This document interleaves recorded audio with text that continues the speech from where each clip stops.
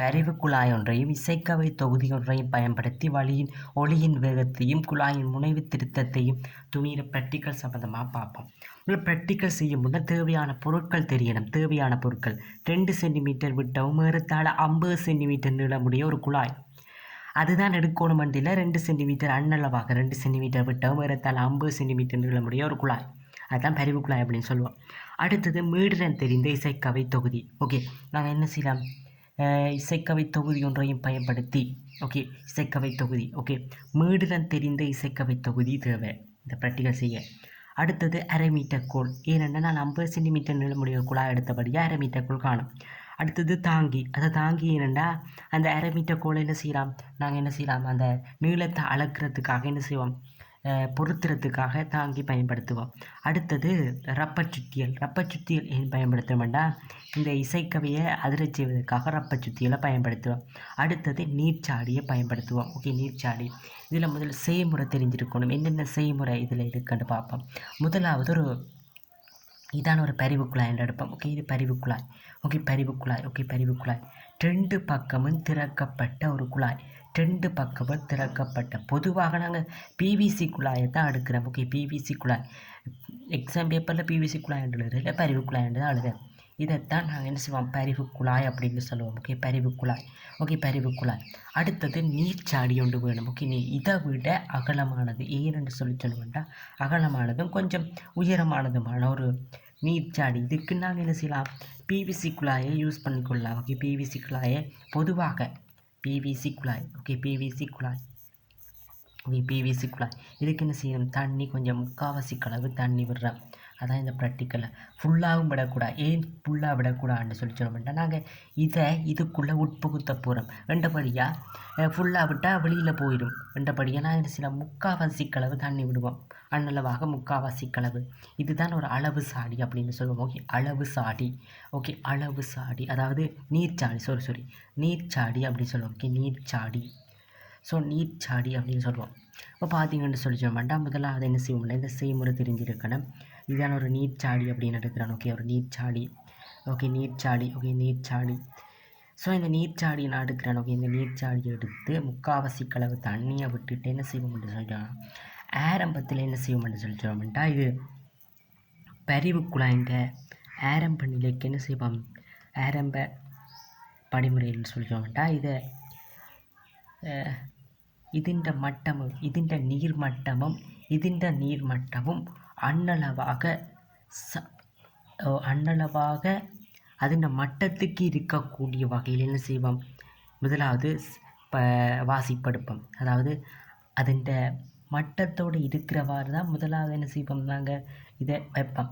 அதில் இருந்தால் என்ன செய்வோம்? உயர்த்தி கொண்டு போவோம். வேறென்று சொல்லிச்சோம்னா அடிப்படை மேற்றோனியை துல்லியமாக எடுக்கு. இதிலேயே சிலது வந்துடலாம் வேண்டபடியே நாங்கள் என்ன செய்யலாம்? இதிலே இருந்தே உயர்த்தி கொண்டு போவோம். அடுத்தது ஒரு மீடுடன் தெரிந்த இசைக்கவை ஒரு 5 இசைக்கவை காணும் பொதுவாக. இப்போ நான் இசைக்கவை எடுக்கிறேன். இசைக்கவை எடுத்து ஒரு ரப்பர் சுத்தியல் இருக்குது. தனியாக ரப்பர் சுத்தி. ஏன் ரப்பர் சுத்தியல் பயன்படுத்தமாட்டா இது விகாரமடையாமல் தடுப்பதற்காக. நாங்கள் ஒரு இரும்பு சுத்தியலை பயன்படுத்தினா விகாரம் அடைஞ்சிருமென்றபடியாக நாங்கள் என்ன செய்யலாம்? பயன்படுத்தலாம். இது விகாரம் அடையாமல் இருப்பதற்காக. பிறகு ப்ராக்டிக்கல் செய்யத்தானே வேணும். பிறகு மீட்டரங்கள் எல்லாம் மாறிடுமென்றபடியாக நாங்கள் என்ன செய்யலாம்? இந்த ரப்பர் சுத்தியலை பயன்படுத்தி இதை அதிரச் செய்து ഇതിൻ്റെ அண்ணளவாக ഇതിൻ്റെ மையத்தில் இருக்கக்கூடிய வகையில் ഇതിൻ്റെ மையத்தில் இருக்கக்கூடிய வகையில் அந்த மையத்தில் இருக்கக்கூடிய வகையில் என்ன செய்வோம்? அதிரச் செய்து பிடிச்சு என்ன செய்வோம்? காதால் கேட்போம். அதில் உரத்த ஒலி கேட்குற சந்தர்ப்பம் தான் எங்களை அடிப்படை மேற்றொனி அப்படின்னு சொல்லுவோம். அடிப்படை மேற்றொனி அப்படின்னு சொல்லுவோம். இதுதான் இந்த ப்ராக்டிக்கலில் இருக்கிற செய்முறை. அடுத்தது முக்கியம். ഇതിൻ്റെ இசைக்கவை மீடுடன் இறங்கு வரிசையில் தான் எடுப்போம். மீடுடன் இறங்கு வரிசையில் தான் எடுப்போம். மீடுடன் இறங்கு வரிசையில் தான் எடுப்போம். நான் போக்கு சொல்கிறேனே என்னத்துக்கு? மீடுடன் இறங்கு வரிசையில் தான் எடுப்போம். முக்கியமாக மீடுடன் இறங்கு வரிசையில் தான் எடுப்போம். அதாவது முதலாவது மீடுடன் கூடிய ஒரு ஆளை தான் நாங்கள் என்ன செய்வோம்? பரிசோதனைக்கு பயன்படுத்துவோம். இப்போ பார்த்தீங்கன்னு சொல்லிட்டோம்னா இதில் ஒரு பொதுவாக அடிப்படை தான் இதில் இந்த ப்ராக்டிக்கலாக நாங்கள் எடுப்போம். அடிப்படை தான் எடுப்போம். அடிப்படை இந்த அலைக்கோளங்களுக்கு தெரியும். இது எல் அப்படின்னு வைப்போம். முனைவு திருத்தம் இ. முனைவு திருத்தம் இ. இது நீங்கள் பொதுவாக படிச்சிருப்பீங்க. ஓகே, இது λ/4 சமன் நோட்ஸில் எல்லாம் படிச்சிருப்பீங்க புனைவு திருத்தம் இருந்தால். ஸோ λ7 4 × L+C அப்படின்னு எடுப்போம். ஓகே, 4 × L+C V7F λ நாங்கள் போட்டுட்டோம்னு சொல்லி சொன்னோம்ட்டா எங்களுக்கு மீடுறன்னு தெரியும். அந்த பரிவு நீளத்தையும் நாங்கள் என்ன செய்யலாம், மீட்டருக்குள்ளே வச்சு அளப்போம். ஸோ அதுதான் 2ல் 1 x அச்சு மையிட்டு y அச்சு. ஸோ நாங்கள் மீடுறனை மாற்றத்தான் அதில் நீளம் மாறுறன்றபடியாக மாற்றத்தான் அதில் நீளம் மாறுறன்றபடியாக மீடுறனை x அச்சில் வச்சு நாங்கள் வரைவுக்கு என்ன பண்ணால் இப்படி வரும். ஸோ நாங்கள் கிராஃபுக்கு ரேக்க இது பொதுவாக நான் சும்மா சரி கட்டுறேன். ஓகே, வயசு எக்ஸசி தெரியும் தானே உங்களுக்கு, சரி காட்டுறேன். ஓகே, பார்த்தீங்கன்னு சொல்லிட்டோம்னா இது x அச்சில் 1/f. Okay, 1/f. அடுத்தது y அச்சில் L நீளம் வயசு எக்ஸசி வெட்டுத்துண்டு செய்ய பாருங்க. இப்போ சைடில் தான் வெட்டணும். ஸோ பார்த்தீங்கன்னு சொல்லிட்டோம்னா இப்படி வரும். ஏனெண்டா இந்த டொட் காட்டுறேன்ட்டு சொல்லிட்டோம்னா நீளம் மைனஸில் வராதுன்றபடியாக நாங்கள் என்ன செய்யலாம், டொட் லைனில் கட்டாயம் காட்டணும். இந்த அலகுகள் தந்தால் ப்ராக்கெட்டுக்கு அலகுகள் போட்டு காட்டணும். இதுதான் இந்த ப்ராக்டிக்கலில் முக்கியமான விஷயங்கள். இதில் இந்த என்னென்ன கேள்விகள் வந்திருக்குன்னு பார்ப்போம். ஒரு அடிப்படை சுரம் பெறும் முறை பரிவு குழாயின் மேல் முனை நீர்மட்டத்துக்கு அருகில் இருக்குமாறு வைத்து அதிரச் செய்யப்பட்ட இசைக்கவையின் நுனி குழாயின் மையத்துக்கு அருகில் பிடித்து குழாயை மெதுவாக உயர்த்த வேண்டும். முதலில் கூடிய ஒளி கேட்கும் சந்தர்ப்பம் அடிப்படை சுரம் அப்படின்னு கேட்பேன். நான் சொன்னால் தானே இதுன்ற அந்த மையத்தில் இருக்கிறவாறு பிடிச்சி கொண்டு என்ன செய்வோம், உயர்த்திரம். இதுதான் இந்த கேள்வி. இது விளங்கித்தானே அடிப்படை சுரம் பெறுமுறை. அடுத்த கேள்வி, இசைக்கவை ஒன்றுக்குரிய எல்லானது. ஓகே, இசைக்கவை ஒன்றுக்குரிய எல்லானது எல்லின் பெருமானமானது 35 சென்டிமீட்டர் என நோக்கப்பட்டது. குழாயின் நீளம் 75 சென்டிமீட்டர் ஆயின் அதே கவையுடன் அதே இசைக்கவையும் பரிவை உண்டாக்கும் நீரினுள் குழாயில் இருக்கும் இன்னொரு நிலையை காண்பது சாத்தியமாகுமா இல்லையா என விளக்குக. அதே இசைக்கவை, அப்போ அதே இசைக்கவை என்றால் அதே மீடுறன். அப்போ அதே மீடுறன் என்று சொல்லி சொன்னோம்னா முதலாவது நாங்கள் எல்லின் இசைக்கவைத்துறை எல்லின் நீளம் 35 சென்டிமீட்டர், அதாவது இதுன்ற அடிப்படை. ஓகே, அடிப்படை நீளம். ஓகே, அடிப்படை மேற்றோனிக்குரிய நீளம்தான் 35 சென்டிமீட்டர் என்று சொல்லிட்டோம்ட்டா. அடுத்தது அடிப்படை 25 என்றால் அடுத்த அலைக்கோளம் என்னென்று வரும், அலைக்கோளம் அடுத்த மேற்றோனி முதலாம் மேற்றோனின் அலைக்கோளம் எப்படி வரும், இப்படித்தான் வரும். ஓகே, இப்படித்தான் படிச்சிருப்பீங்க. அது என்ன, இது இந்த 3 மடங்கு. ஓகே, 3 மடங்கு 3 λ/4. ஒரு முனைவு 3 λ/4. ஓகே, 3 λ/4 இது இந்த 3 மடங்கு. ஸோ நாங்கள் 35 நாங்கள் 3ஆல் பெருக்கினோம்டா எவ்வளவு, 105 மீட்டர் தேவை. அப்போ இல்லை, ஏன் நாங்கள் 75 சென்டிமீட்டருக்குள்ளாக தான் வச்சிருக்கு, இல்லை ஏனெனில் அடுத்த பரிவுக்கு அன்னளவாக 105 சென்டிமீட்டர் தேவைப்படும். ஆனால் குழாய் நீளம் 75 சென்டிமீட்டர் அண்டபடியாக இந்த ப்ராக்டிக்கலை என்ன செய்யலாது. அடுத்தது, ஒரு வெப்பநிலை கூடினா அதன் வேகம் கூடுமென்று தெரியும். இதனால் λ கூடுமென்று உங்களுக்கு தெரியும், சும்மா அழியிருக்கிறேன். ஓகே, அடுத்தது நீருக்கு பதிலாக ஆல்கஹால் பயன்படுத்தல். ஓகே, நீருக்கு பதிலாக ஆல்கஹாலை பயன்படுத்தினா என்ன பிரச்சனை வருமென்று பார்ப்போம். ஓகே, அறை வெப்பநிலையில் ஆல்கஹால் ஆவியாகும். அறை வெப்பநிலையில் ஆல்கஹால் என்ன செய்யும், ஆவியாகும். இதனால் வளியின் அடர்த்தி மாறி ஒளியின் வேகம் மாறும். இப்போ ஆல்கஹால் மாறும். ஓகே, ஆல்கஹால் மாறும். இப்போ நாங்கள் படிச்சிருக்கிறோம் ஒரு வளியின் நீள்பக்கால், இது ஒரு வழி.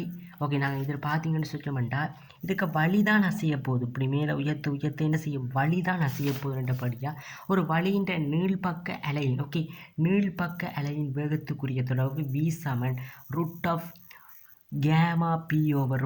ρ என்று வழியை நடத்தி, p வாயுவின் அமைக்கம், கேமா தன்வெப்ப கொள்ளளவின் விகிதம். ஓகே, என்றபடியாக நாங்கள் என்ன செய்வோம், அறை வெப்பநிலையிலே ஆல்கஹால் ஆவியாகும். அறை வெப்பநிலையிலே ஆல்கஹால் ஆவியாகும். நீர் அறை வெப்பநிலையில் இருக்குத்தானே. ஓகே, இதனால் வளியின் அடர்த்தி மாறி இப்போ ஆவியாகிறதுன்றபடியாக இந்த வெளியில் போய் அந்த ஆவியில் நின்று என்ன செய்யும், அதன் அடர்த்தி என்ன செய்யும், மாறும்.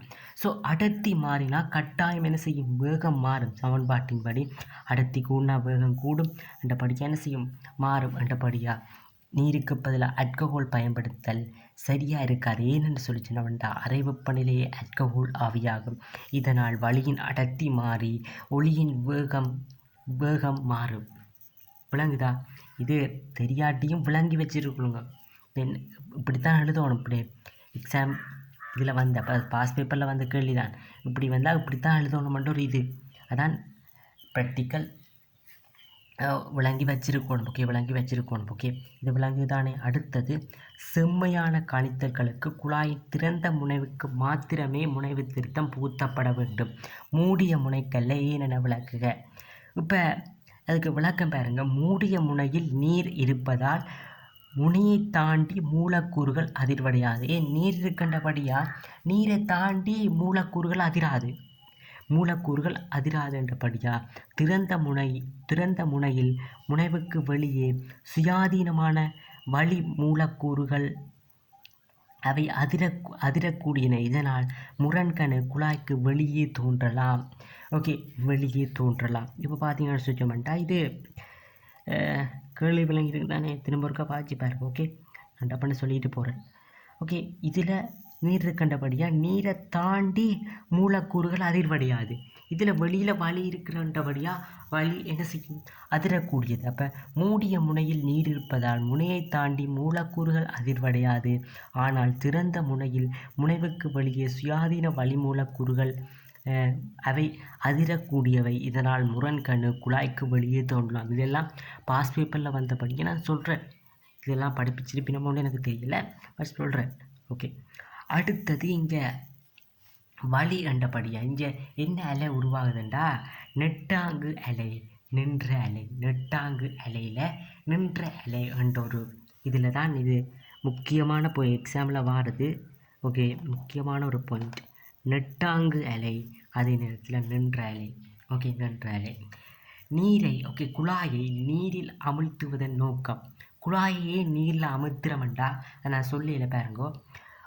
ஒரு முனை மூடிய மாறும் நீளத்தை கொண்ட பரிவு குழாயை அமைப்பதற்காக. விளங்குதா? ஒரு முனை மூடிய இப்போ மற்ற நாங்கள் குழாயை மூடி போட்டு மாறும் நீளத்தை எடுக்கல. ரெண்டு சொல்லணும். ஒரு முனை மூடிய மாறும் நீளத்தை கொண்ட பரிவு குழாயை அமைப்பதற்கு. ஒரு முனை மூடிய இதை குழாயை எடுப்பதுன்னு சொல்லக்கூடாது. ஒரு முனை மூடிய மாறும் நீளத்தை கொண்ட பரிவு குழாய் என்ன செய்வோம்?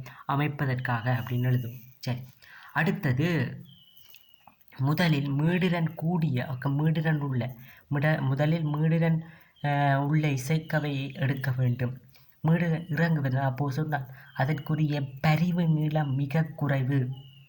எனவே மற்றைய மீடிரன்களின் அடிப்படை சுரத்தை விடுபடாமல் இருப்பதற்காக கூடிய மீடிரனிலிருந்து குறைந்த மீடிரனுக்கு தெரிவு செய்யப்பட வேண்டும். இங்கே பாருங்க, மீடிரன் கூடிய இசைக்கவை தான் எடுக்கணும். அதற்குரிய பரிவு நீளம் குறைவு. சமன்பாட்டிப்படி பாருங்கோ. அப்போது நான் அந்த சமன்பாடு எடுத்தேன். இதில் பாருங்க சொல்லிச்சோம்டா, இது இந்த மீடிரன் குறைவாக இருக்குன்னு வைப்போம். மீடிரன் குறைஞ்சா பரிவு நீளம் கூடும். ஓகே, மீடிரன் குறைஞ்சா பரிவு நீளம் கூடும். எங்களுக்கு சின்ன நீளத்துலேருந்து தான் எடுக்கிறேன். அப்போ அதாவது மீடிரன் கூடினதை எடுத்தால் தான் குறைஞ்சதுலேருந்து என்ன செய்யலாம்? மேலே போய்கொண்டு இருக்கலாம். குறைஞ்சதுலேருந்து என்ன செய்யலாம்? இப்போ மீடிரன் கூடியதான் ஃபஸ்ட்டு எடுப்போம். அதான் சொல்கிறாங்க. அதுக்குரிய பரிவு நீளம் மிக குறைவு. எனவே மற்ற மீடிரன்களின் அடிப்படை சுரத்தை விடுபடாமல் இருப்பதற்கு கூடிய மீடிரனிலிருந்து குறைந்த மீடிரனுக்கு தெரிவு செய்யப்பட வேண்டும் என்று சொல்கிறாங்க. சரி, இப்போ பார்த்தீங்கன்னு சொல்லியமாட்டா இது ஒரு அரை வெப்பநிலை கூடினா வளியின் வேகம் கூடும், அதின் நீளமும் கூடும் என்று தெரியும். வளியின் வெப்பநிலை கூடினா நீளமும் கூடும், அதின் வேகம் கூடும், நீளம் கூடும். இதில் எந்த நான் நினைக்கிறேன் ஒரு ஐ திங்க் இங்கே தேவையில்லை, சும்மா நினைக்கிறேன். ஒரு அறையின் டெம்பரேச்சர் கூடுனா வேகமும் கூடும், அதின் நீளமும் கூடும். அதாவது நாங்கள் அதன் நீளமும் கூடும். அது இதுலேருந்து சமன்பாட்டின்படி பார்க்கலாம். இந்த நீளம்ட்டா அந்த மீடிரன், அதாவது அந்த அடிப்படை மேற்றோனிக்குரிய நீளம் அதுவும் கூடும். என்ன பரிவு நீளம். பரிவு நீளமும் என்ன செய்யும்? கூடும் என்றபடியாக இப்போ ஒரு இல்லை தந்திருக்கிறாங்களோ ஒரு இது ஏன்னு சொல்கிறேன்டா, இப்போ ஒரு கிராஃப் தந்து போட்டு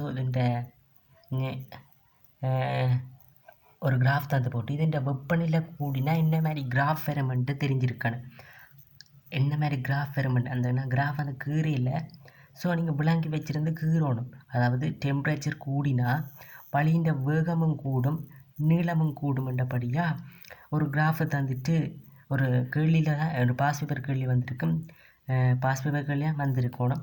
நான் அந்த கிராஃப் கீரையில் அதில் இருந்து இந்த வெப்பநிலை கூடினா என்ன நடக்கும்னு தான் கிராஃப் கீரை சொல்லியிருக்கு.